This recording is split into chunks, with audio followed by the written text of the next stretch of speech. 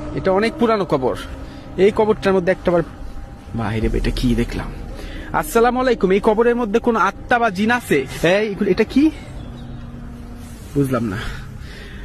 আসসালামু আলাইকুম। এই কবরের মধ্যে কোন আত্মা বা জিন আছে?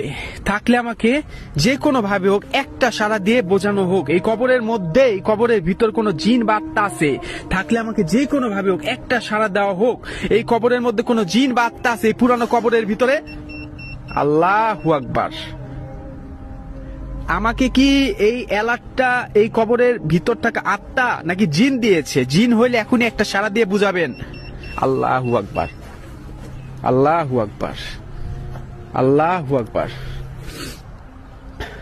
কেমনে কি বলেন, কেমনে কি?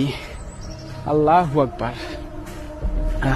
যখন সারা এলাট আসে না, আপনার শরীর সম্পূর্ণ দুর্বল হয়ে যায়, সম্পূর্ণ দুর্বল হয়ে যায় যখন এলাট আসে।